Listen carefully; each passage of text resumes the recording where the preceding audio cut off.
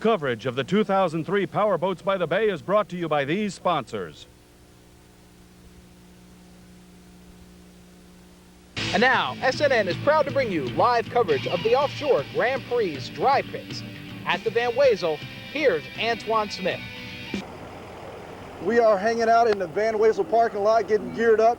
We're a day away now before the boats start zooming out on the Gulf, and we are getting set. We've got plenty of entertainment going on right now in the Van Wezel parking lot. But joined next to me right now, a couple of people that are probably just happy right now to be getting a breather right now. We got Kevin Brown, who's the race chairman. He's been doing this thing for a number of years, and next to him is Jack Teffley, who's the special events coordinator. But guys, first of all, have you gotten the chance to catch your breath? Not exactly. It's pretty much 24/7 until tomorrow night around 6. What about you, Jack? I've been actually living in this parking lot since Wednesday morning about 6 a.m. It takes us 3 days to create this city from nothing. You know, there's no electric, no anything out here, and we set the whole thing up and put it together. You got to talk about, I mean, this is the 19th annual offshore races. It's said to be one of the biggest in the country. Even many people refer to it like as the Indy 500 of boat racing. But what actually goes into this, the planning? I know it's got to be rigorous. Starting with you, Kevin, your job and what it entails. Well, you know, actually, as race chairman, I oversee the racing operations, but also assist Jack in the planning of some of the general maintenance or business works of the whole entire operation. I'm in charge of reporting to the foundation board. I'm on the foundation board, and usually I'm the one that gets stuck with the political issues or whatever with the help of our foundation board members. But you know, it takes a lot of work from a lot of people. We get in front of the camera a lot, but there's before the weekend's over, we'll have about 1,500 people, give or take, that have helped us in some way or another. Some of those people are city and county people, state officials. I mean, so the reason that this thing is so successful is because we have a great amount of cooperation from a lot of different people. Mm-hmm. Jack, what about you? Special events, I'm sure your hands are, like you say, you've been living in this parking lot. What have you been up to, man?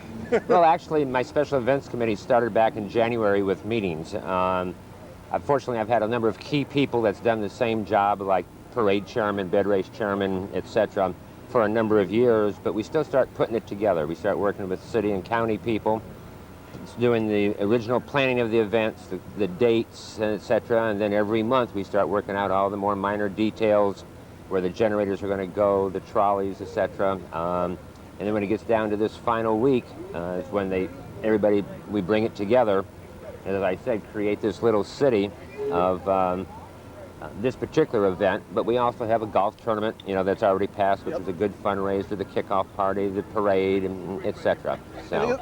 And with so much planning goes into it, how good does it feel, the end result, the cause?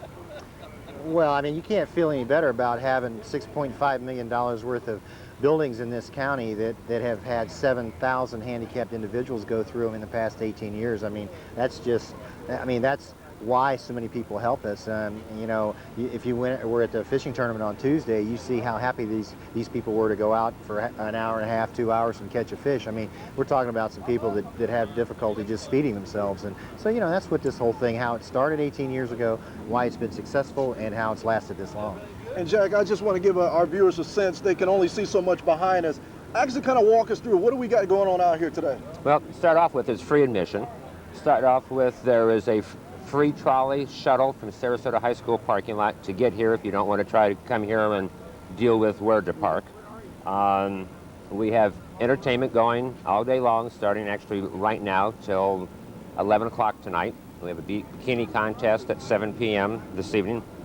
That question is called on me or asked more than any other. What time is the bikini contest? I wonder why, huh? Yeah, right. But, you know, along with that, you know, our major sponsors, Budweiser and Pepsi, are out here selling product. I've got 7 or 8 different restaurants that are vendors that are set up to distribute food or sell food for everybody. And it's a nice venue because all the race teams are here. You can come out, you can talk to the drivers, you can talk to the actually owners of them, you can take pictures of the boats, you can get autographs, you can ask all the questions like, how much does this thing cost? How fast does it go? There's people here to answer that question.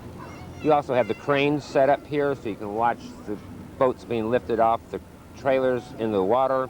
They're going out and doing test runs. There's just a lot to see, and it's all, as I said, it's free admission. And let's get into tomorrow really quick. We only got a little bit of time left. The boats tomorrow, the races begin at noon. Are there any problems or anything like that are we running into right now? I know last year we had the problems with the manatees. I know we don't want that to happen again this year, but are there any major problems going on right now? Well, I brought in a specialist on manatees this year from New Jersey. His name's Peter Meyer, and he's going to help us with that problem this year. Now, we have gone to a lot of expense and trouble to have a manatee watch, and it's actually a mammal watch, turtles and whatnot. We'll have 4 spotters on the course and 2 helicopters, and you know, we just have to coexist with these things, and we certainly don't want to harm anything. We haven't in the past, and we're not intending to in the future. And there's been a couple times when we've had to delay, such as last year. The racers aren't happy about it, but they're supportive because they understand the sensitive environmental issues that we face, and they've always supported us with those decisions. Jack, I know a lot of people have also, you know, like you said, you get a lot of questions on the bikini contest. I've been getting a lot of questions on it too. People want to know how many ladies are involved and what will they be doing? What can you do in a bikini? Right now we have 12 quality contestants, okay, that are signed up. If anybody that's watching and still wants to enter, they have time. Just be here at 6 o'clock for the preparations. The girls come out on stage in a nice sundress, evening dress, introduce themselves, talk a little bit briefly. That kind of gets the crowd excited or what have you, and then fortunately they go back and they change, and we have a nice quality contest. Okay. We always have. We've been known for that. It's a family event, no teabacks, no. Okay. Okay. All right. I don't mean to cut you off, but we got to head out to David Carson right now, who's standing by. David, how things going out there in the parking lot? Where are you? All right, Tawani, we're not too far from you. Now, when it comes to rock and roll and boat racing, nobody does it better than Team Muscle. Now we're here with Steve Strickler. You guys are defending world champs, defending national champs. You guys are out of Sarasota. What does it mean to you to be going for another title right here in your hometown? Well, this is our hometown, and we want to, after what happened last year in the race, we were heading to the finish line and didn't quite make the finish, but this year we want to get the checkered flag for our hometown fans. Hometown favorite, the best looking boat on the circuit right now. Well, a lot of people say that, a lot of pictures being taken of the boat, but we got a great crowd here. Okay, what do you guys have to do to win it again this year? We got to stay running, basically. A lot of hard work goes into preparing the boat to get it ready for the race, and all the other boats in our class, any boat can win. So just got to, Dave and Bruce work great together in the boat, and they just got to go out there and give it all they got. All right, local boy Steve Strickler, Team Muscle, going for your third or your second straight national world champion. Team Muscle, they have the bad boy image, but they say it's all image. They say they're all married, hardworking guys. So good luck to you guys. We'll go to break now. We'll have more, so stick around right here on SNN. And now, back to Antoine Smith and SNN's continuing live coverage of the Suncoast Offshore Grand Prix. We are back hanging out in the Van Wezel parking lot. The temperature continues to heat up, so does the entertainment out here. We talked to the administrators, now it's time to talk to some of the racers. Hanging out next to me, a couple of guys from New York. Do I have an accent? That'll work. That'll work, okay. Hanging out with Joe Scrow and Peter Meyer. These guys are from the Instigator boat. These guys raced in the Superboat B class last year, placed 4th, and they are once again in the same class. Gentlemen, welcome, and let's talk about, you haven't missed, I guess, a race yet, right? Is that right? Yeah, well, we've been racing since the 80s, since the mid-80s, early 80s, myself and Peter Meyer. We used to race against one another. And then over the course of time, as you know, racing careers aren't that long. So what happens is when we ended up coming together, racing once or twice together, and it's been that way ever since. Talk about preparation. You know, you guys, New York is a long ride down here. What does it take to prepare to get ready for an event like this? Well, the boat is a fountain. It stays at the fountain factory more or less, and they help us as much as they can. So it's halfway down between New York and Florida. So wherever we go, we're usually halfway there. Okay, Peter, it's boaters are obviously always about the motors. What kind of motor are we dealing with the Instigator boat? This year we just changed. We went over to the Mercury program. So far we're very satisfied. It seems like everybody else in our class has got the same motors now. We used to have a little more horsepower. We didn't have the dependability. Now we're looking for the dependability to go against and finish in the long run. How long is the boat?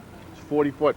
40 foot long. What are the keys once you're inside that boat? You're out there on the water. Kind of take us through. What is it like out there on that water? First off, it's the most exhilarating part of the race is when that green flag drops, There's no feeling in the world like it. You have the first minute or two that it's such an adrenaline high that that's why everybody comes back year after year and does it. Joe drives the boat, I throttle the boat. We've been doing it for a long time, since 1982, so I'm going into my 21st year. Joe and myself, we have a combination that we feel that we can really work well together, and hopefully we're going to beat your local person here, the branch crew. But most of all, we are an environmentally friendly team, and we do watch out for the manatees and everything else, and we love coming here to Sarasota. Now, you guys finished 4th place last year. Equipment, I want to talk about the equipment a little bit more. What does it take, as you look at the boat next to you? Is there certain equipment that can't be used in this race, or is it goes all out the window, get whatever you can to go as fast as you can? No, we have a set of rules and regulations that we have to follow. The rule book is the rule book. They have a chief inspector here that when the race is all over and done with, he comes and checks the cubic inches and the carburetors and the drives and the propellers. They go through the boat in and out if you win. I mean, if you don't win, they check the first top 3. It's they go through it. There's definitely guidelines we have to follow. Let's talk about, once you guys have to communicate very well, like take it in the boat, use the throttle guy and you're driving. What is that communication like in there? Well, the communication is key. It gets you efficiency. When the throttle man and the driver are synced up, you could go into a turn harder, you can make your turn sharper or wider, whatever you want to do. There's a communication that's almost unsaid. In other words, you have to know. It becomes automatic after years and years of racing together. But we do have full communication. We have full-time air in case anything goes wrong. So we're set up. We're set up for safety. And if anything was to happen, we're prepared. As you look at this too, the boats themselves, got a lot of money's got to go into this. How much money are we talking about for the Instigator boat? Well, it seems to go up every year when we're trying to bring it down, but what had happened was we changed motor builders in the middle of the year, and we had to go for a whole new set of motors and everything that goes along with that. So it became rather expensive this year, but we weren't finishing. Like last year when we were here, we lost the motor in the middle of the race, and that's why we came in 4th. But now you got to be in it at the end to win. It's what it's all about. Uh-huh. Now let's talk about the cause itself too. You guys obviously aren't here just to race. How special is it, to raise this money to help the mentally and physically handicapped? Well, my business is transporting handicapped children in New York. That's what I've been doing for the last 25 years. So it means a lot to me. All the causes mean a lot to me because we're helping people that really can't help themselves. We're trying to make them be self-sufficient and get out there and be functional in our environment. So the more we do for them is the better it is for us. And you guys, your regulars down here, what do you think about this atmosphere? It's great. Like I said before, coming to Sarasota, the weather's always good. You have a little rainstorm now and then, but it's always nice, hot, it's beautiful. The wives and the children like it because they can go to the pools, the beach. I mean, this is where you want to be compared to New York. It's been rainy and cold lately, and they love coming down here. What's it like, mingling with the other drivers? You guys kind of talk strategy between one another? Well, not between one another. We try not to tell everybody our strategy, but we're pretty close. We're close. Our class itself, we're 5 guys. We're very close. There's no crybabies, no sore losers. So we just keep we keep it together, and we go for the gusto. All right, gentlemen, thanks for coming on, man. Nice We're gonna check out David Carshoe is standing by in the field. Dave, what you got cooking out there? I tell you what, Antoine, I'm all ready to go. I heard you talking to some drivers about safety. Safety's always a priority now. Here with the driver of the Barracuda, Brian Hopp. Now, Brian, we're talking about safety in the show here. You guys are going about 100 miles per hour. Yep, 100 plus. What do you do to keep yourself from losing your head? Well, it's a big mental game. We want to keep our minds on the course. We've got all the safety equipment that you can possibly imagine. We carry O2 on both sides of the boat. We have our helmets, inflatable life jackets should something happen. Can I kind of point out here what we have right here? Sure, absolutely. I'm driving your boat, right? You're driving the boat. Right. So you've got if something should happen, you've got safety pulls here which automatically inflate your jacket. Your helmet stays secured. Inside the boat, we have 5-point harnesses that keep us secure inside the boat. So in the event of a rollover, we'll actually stay secure. get our oxygen, put our oxygen in our mouth, hold on, get our composure. Should something happen, then you get out, come out of the boat and come to the surface. Now, each helmet has a microphone. Is that to talk to your driver or to the people out on dry land? Both. We actually communicate through the helmets on both sides, and then we can talk to shore as well.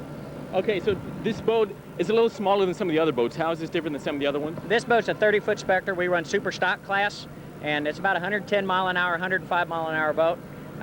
It's one of the faster boats out there, a catamaran. Okay, Brian says, despite the helmet, the life vest, if I'm going to drive your boat, I need those big orange inflatable things on my arms, big floaty things? Just here. This is all built into the life jacket. All right, Brian, thanks. So I guess I'm not driving your boat. Not today. All right, Brian Hopp, thanks a lot. Good No luck to you problem. and the Barracuda. We'll have more coming up right here on SNN. Go to break. See you when you come back. And now, back to Antoine Smith and SNN's continuing live coverage of the Suncoast Offshore Grand Prix. We're back out the Van Wezel parking lot hanging out. The entertainment continues to pick up out here. If you're not doing anything, come on out as the offshore races gets geared up. The races start tomorrow at noon. But joining me next to me is David Woods. Mr. David Woods. I almost forgot your name, David. How you doing, man? Doing good. Glad to be here. Thanks, man. Glad to be here. David is with Pier 57. Dave, you've been doing these races for a number of years now. Dave, tell me, what is it like for you, doing this thing year in and year out for the offshore? We've been here probably 5 years probably in a row. This is probably one of the best events we ever come to, and we race a lot of places. Kevin Brown puts on just a tremendous show down here. It's just unbelievable what the town does. The parade is unbelievable. The crowd is unreal. We have a great time coming here. Always have. Last year, it was a little edgy last year. Had to sit in the boat, the rain, the manatees. Talk about that. We sat in the boat for probably an hour and a half before the race, and when I say it's 180 degrees in a race boat, I am serious. And I'm not fit for that kind of stuff, but it's hot in those things. It gets real hot. We might have air conditioning this year. Okay, sounds good. Last year, you said the engine blew out. You finished second still in the Super Bowl Unlimited. Talk about this year. What have you done to try to improve on that? Well, we've got a new set of motors this year. We're in the boat we're running tomorrow. We'll have probably 4,000 horsepower, 2 motors, 2,000 horsepower each, and you'll see speeds of 180 miles an hour when we come by the first straight. Woo. Talk about we'll be running fast. Talk about the strategy of it. What is it like once you're in that boat? You got your competitor next to you. What is that like? Our main competitor has always been the Bacardi Silver boat. David Scott's a fine. We're good friends. We're good competitors. We run neck and neck with everything, and we have a great time together. But you'll see us follow him around for a few laps, and then we'll put him away. Talk about what type of length are we dealing with the Pier 57 boat? The cat boat we're racing tomorrow was built by Reggie Fountain. It's a 42-foot fountain. It's we've tried to break the 200 mile an hour speed limit with it, or speed record, or whatever you want to call it. But it's very fast. It gets speeds is unbelievable, and we're gonna go out and we'll show everybody what to do. Let's talk about strategy here. I talked to the guys just a minute ago, and they were telling me they didn't want to give too much strategy away. What can you tell me about strategy? Well, the strategy we're going to do, we're just going to go down and try to win. It ain't no secret. What do you like most about coming down here? This town is just, it's one of my favorite places to come. It always has been. We're not racing as many races as we used to race. I mean, I guess 5 years ago I had 4 boats down here and raced in every class just about. But this town is just unbelievable, the turnout and what everything does, and it's a great charity, and it's fun down here. A lot of fun down here. A lot of people see all the big boats, and I've gotten a number of questions before we started today. We're all been guessing how much a boat costs. Man, can we take a stab at if you start adding up costs, you won't be here. I mean, that's the one thing that's a taboo. You don't talk cost. If we had to guess a roundabout number, are we dealing with oh man, at least $1.50. We have a lot of T-shirts that sponsors our whole race team over there. So that's how you make ends meet. Yeah, sell T-shirts. Okay. I guess what else? Bikini contest tonight. What do you think about that? Will you be in attendance? Definitely. Got to be there for that. Yeah. It's a good crowd out here. There's probably look, there's people gathering all around. We need everybody to come out, have a good time. You also mentioned too, we're hoping for no rain tomorrow. No Looks pretty rain good so far. No rain. It'll rain tomorrow, but you know it rains every day down here, doesn't it? Just about. Every day it's going to rain, but rain won't slow us down. You know, it's going to rain a few minutes, it'll clear off a few minutes later, and we'll be ready to race. All right, man. We'll have a great time. Everybody, please come out. Now, if you had to say, now I wanted to ask you too, Throttle Man, are you the driver? I'm the driver this year, yes. Let's talk about the Throttle Man and who is he and talk about that communication there. Art Lilly's with Throttle Man, been with me for 5-6 years now. Art is, I think, one of the best throttle people that's ever been in this business. But I mean, we've got a great team. We've got, you know, Bobby Moore, which is our crew chief, which has been in this for 30 years probably. He's won more races than I've ever attended. But you know, we've got a great crew. Art's my throttle man, and I feel like he's the best that's ever been around. So, you know, we'll have a good time. But you'll see, you know, you'll see the big bright yellow boat, and we'll have a good time. All right, David. David Woods, Appreciate Pier it. 57. You'll see him in the Superboat Unlimited class. But right now, we're going to pitch it right back to David Karsh, who's standing by. David, take it away.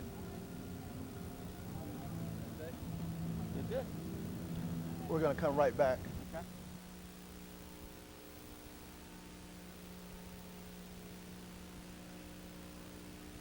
Correct. And I'm sure it's not for the bikini contest. You guys are here looking to replenish your troops, your ranks. That's correct. That's affirmative. So what brings you guys out to an event like this? Basically, we go where the people are at. We're looking for highly qualified young men and women between the ages of 17 and 28, and here to have a good time, just like the residents of Sarasota County, pretty much. Now, I know we spoke during the war. You saw people with increased interest wanting to support the country. Now that the war is officially over, but still, you know, going on unofficially, have you seen people pick up interest now? What's it like here at the Powerboats by the Bay? I think it's improved since the war, I guess you could say, ended or unofficially ended, but it's improved. All right, so we have, you're stopped here, we have people doing pull-ups here, and we have this AT rocket launcher. I guess if Al-Qaeda brings any powerboats, you guys are ready to take them out? Well, this has already been used. It's a one-time used weapon. Right. It's an AT-4 rocket-propelled grenade launcher. Basically, it's a tank killer. That's what you do. So one shot, one kill with this weapon. It's considered ammunition, actually. Okay, well, it was good to have backup just in case you need it. It's already been used, so it's no good. All right, no good to us anyway. It's inert. Well, we have people who are checking out boats. What can people expect to come to your tent, the Marines tent here? We're just here to give them information, that's all. We're not trying to sell them anything. They're not going to sign anything. We're just here to give away some cool prizes, some T-shirts, some pencils, keychains, posters, stuff like that. Just do a chin-up contest for the young kids. Okay, I know Antoine Smith, our sports guy, is ready to sign up too. Antoine, you ready to get shipped out? He's probably overqualified. All right, Antoine, back to you, man. Thanks, Dave. Seems like you're having too much fun out there. Hey, once again, this is the 19th annual Offshore Festival. The entertainment right now is getting geared up for tomorrow's event that takes place with the races that'll begin at noon. So if you're not doing anything, come on down. There's plenty going on. As David Woods, he'll say he'll be here hanging out too. We got the bikini contest. They got a little bit of everything going on down here. And just don't forget, the races will begin tomorrow starting at noon. David promised me there won't be any rain. No right? rain, no rain. No no, rain? No rain. Rain will stay away, but we'll just have to wait and see. But in the meantime, we are going to close out this half-hour segment. Thank you for joining us, and we'll see you later. This concludes SNN's coverage of the Offshore Grand Prix dry pits. Thanks for joining us.